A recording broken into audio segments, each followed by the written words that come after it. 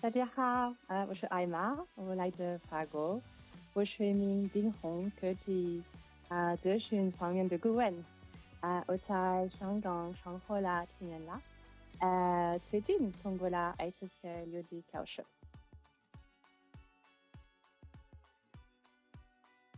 So I've been studying Chinese for a bit more than a year. I actually started 7 years ago when I moved to Hong Kong.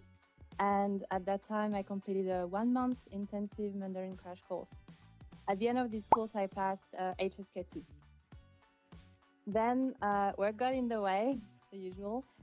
Things got very busy and I just stopped until last year in 2020.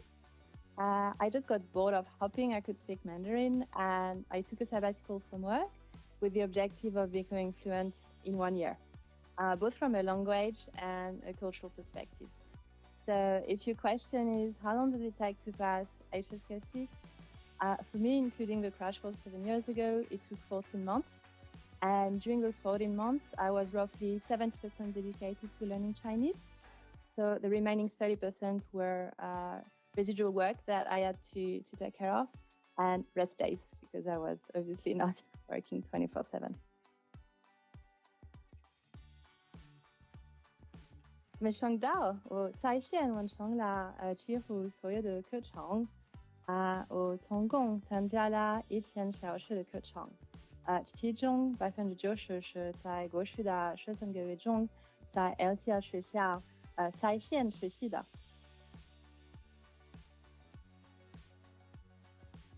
Great. I mostly had one teacher, to be honest, Alvin, who is based in Beijing. And honestly, I don't think I could have done it without him. Not only is he a very knowledgeable teacher and very experienced teacher, but he's also very patient and supportive. As you can imagine, 2020 was a bit challenging. Like many people, I had ups and downs. We had some good weeks and bad weeks, and there were some moments where I just wanted to give up. Alwyn kept pushing me during those times, and his support has been invaluable.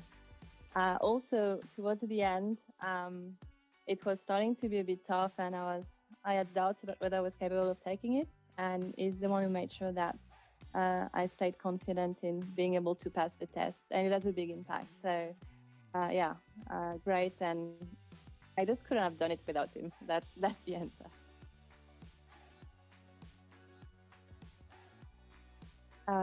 说实话，如果你有一台好的电脑，还有好的网络，我觉得没有那么大的区别。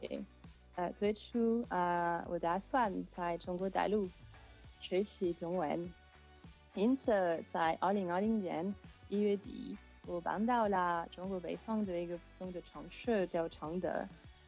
我在承德度过了几个月的时间。然后由于病毒和限制，我的签证无法续签，因此我不得不离开中国大陆，不得不在线学习。原来我觉得那就是灾难，意味着我无法完成我的快速学习中文的目标。实际上我很快意识到了，快速学习语言的关键成功因素可以轻松的在线复制。I could speak about this topic for hours, but if I had to summarize what I've learned about learning, I would say it comes down to 5 key success factors. A regular routine, a sustainable routine, focus management, directness, and use of space repetition systems. So my first tip is turn learning Chinese into a regular habit, and if possible, a daily habit. It doesn't need to be long, even 5 minutes a day is already quite effective. So why is that? There are two main reasons. The first one is that habits are like interest. The benefits do not add up, they compound, which means that 5 minutes each day for 7 days is more efficient than 2 hours over the weekend. The second reason is that our brain is not designed to learn new languages. It has limited processing capacity, and to avoid being overloaded with too much information, every day it filters a lot of inputs, starting with foreign languages. So when you learn a new language, you need to fight these natural instincts and rewire your brain. You need to force it to accept that this new language that you're trying to learn, it's not noise, it's signal, and it has to be processed. But when you expose yourself to Chinese on a daily basis, this rewiring process is much faster. At least for me, it was really obvious. So to cut a long story short, tip number one, make your Chinese learning project a daily habit, even if it's a micro one. It really has a significant impact. My second tip is make sure that the learning routine that you develop is sustainable and flexible. Many people who start learning a foreign language end up giving up, not because they are lazy, but just because they don't have enough time or they can't bother anymore, or there is something wrong with their routine. And very often it's because the routine that they've developed is too rigid or not flexible enough. So to illustrate what I mean by sustainable routine, I can tell you specifically what I did. What I did is that I defined a go-to primary tool that I would use to learn Chinese. And then I also identify fallback plans in case I cannot use the primary tool that I identified. So my go-to tool was the HSK standard curriculum, the HSK textbooks. So I think I have one of them. So this one, yeah, that's what it looks like. The reason why I chose those textbooks is because they are very complete, they are very well structured, which means that when it comes to learning grammar and vocabulary, you're going to learn much faster. And also I discovered that towards the end, but when you reach HSK 5, and especially HSK 6, the texts that they use to illustrate how to use the grammar and the vocabulary are very interesting. So I learned Chinese, but I also learned a lot about art, abstract art, history, literature, artificial intelligence. It was quite fascinating. So I really love them. The only problem with those books is that they tend to be a bit academic, which means that some days you don't necessarily feel like going through them. And yeah, I just had some days where I didn't have time because I had to work, or I was just not in the mood. So to make sure that I didn't stop, to make sure that I would keep working on a daily basis, then I had identified different fallback plans. So if I didn't feel like going through my HSK books, then I would try to watch the news. So I would watch CCTV 30, which is the official news channel of China, or CCTV 1, which is the general one. Or another one that I really liked was CCTV 9, the documentary channel. I really recommend CCTV 13 and CCTV 9 because they use standard Chinese. So it's a proper Mandarin, and the pronunciation is very good. Especially CCTV 9, they tend to speak relatively slowly. So it's definitely a good way to start watching TV, I think. If I didn't feel like watching TV, if it was too much, then what I would do is try to watch a movie at night. Initially, I didn't know anything about Chinese movies, but I discovered a lot. I became a big fan of the Fifth Generation. So I don't know if you're familiar with that, but Raise the Red Lantern by John Yimou is one of the main movies of this phase. So very interesting. I've also become a big fan of Kung Fu movies, so that's also something that I did. If I didn't have time to watch a movie, then the last thing that I would do would be to use apps. You know, those funky apps that feel like you're playing a video game, like Memrise or Duolingo. So if I didn't have time to do anything, I would at least spend 15 minutes playing with that to have some kind of exposure. My third tip is manage your focus. You do not need to be smart. I believe that you don't need to be smart to learn a new language quickly, but you need to be focused. Otherwise, you're not going to be able to retain information. And over the past year, I discovered that for me, I think it varies from one person to another. But for me, the four horses of the apocalypse, when it came to retaining information, were number one, not sleeping enough. Rewiring your brain into learning a new language is pretty tiring, so you need to make sure that you have enough sleep. Number two, drinking alcohol. So it turns out that after a couple of glasses of wine, I forget everything. So that was not good. So I try not to drink too much during that year. And stress and anger. So negative emotions can have a big impact on how quickly you retain your information. So To sum up, try to maintain a healthy lifestyle, take the time to exercise. And if you have a tendency to be a bit stressed or anxious, I would recommend integrating mindfulness practices into your Chinese learning project. It will help a lot. And if you're not into meditation or things like that, just go outside, take a walk in a park. It definitely helped me to take breaks like that to make sure that my learning stayed efficient. My fourth tip is to prioritize direct practices that reproduce exactly what it means to use a language. In other words, if you want to learn Chinese, you need to listen to Chinese, you need to speak Chinese, you need to read Chinese, and you need to write Chinese. And that's why online classes are so important, because they can help you ensure that you dedicate enough time to direct practices in your learning project.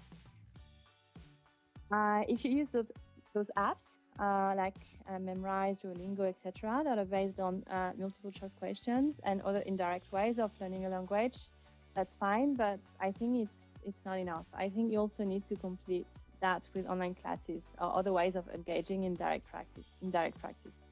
So I'm not saying you shouldn't use the apps. I'm just saying that honestly, at least that was the case for me.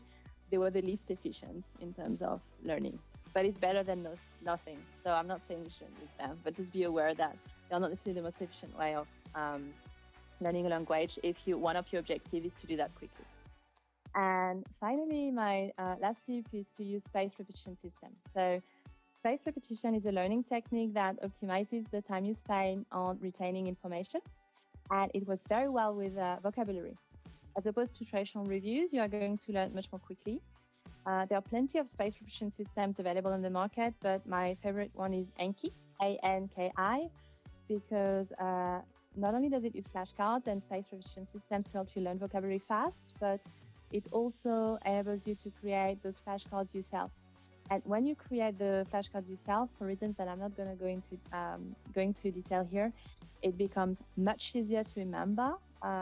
It becomes much easier to remember the information you're trying to learn. So I would definitely recommend using spaced repetition systems, and specifically Anki. It takes a little bit of time to get used to this app, which is free, by the way, but it's definitely worth the investment at the beginning. And one book where I found a lot of very good advice on using Anki is a book called Fluent Forever. You may have heard of it. I would definitely recommend reading this book before starting a learning project, especially if your objective is to do it quickly.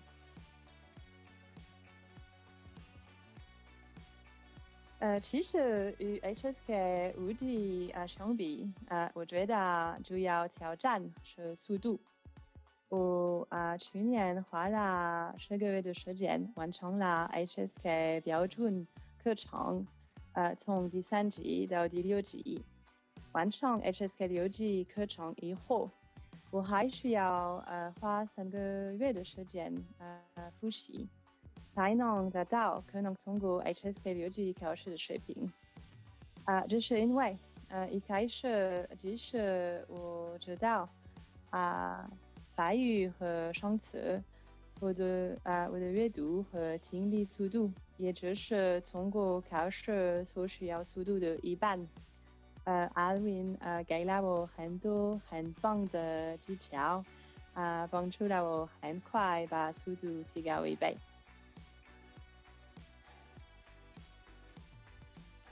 其实我没有停止学习中文，仍在与 Alvin 学习。因为我们已经通过了 HSK 6级考试，所以我们现在关注3个新方面。第一个方面是提高我的口语能力。由于 HSK 6级考试仅包括听力、阅读和写作，因此我没有将重点放在口语上。现在我的口语不如我的阅读和写作。我相信我还需要2个月的时间才能达到与阅读和写作同样的水平。第二方面是商务汉语，最终我希望能够使用中华语来工作。因此我通过学习专门的商务词汇。补充已经学习过的 HSK 6级词汇。第3方面是学习特定的金融和科技词汇，特别是数据科学和 AI 这是我关注的领域之一。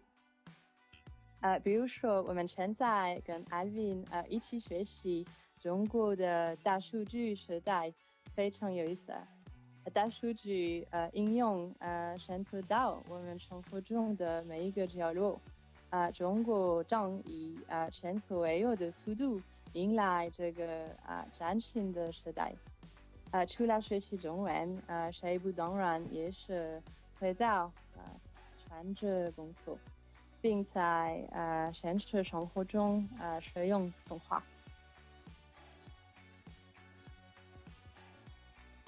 Definitely. LTL has a lot of options, both online and offline. When I researched a partner to complete my project, I think that's the reason why I decided to go with them. They were very flexible. I found out that they're really good teachers and they can customize the program according to objectives and constraints, including changing the routine in the middle if need be. So I ended up doing something that was very different from what we had planned initially, and LTL was very supportive and just went with the flow, and we adjusted as needed to make sure it worked. But yeah, I would definitely recommend them. LTL 非常感谢你们帮助我实现了掌握中文的目标。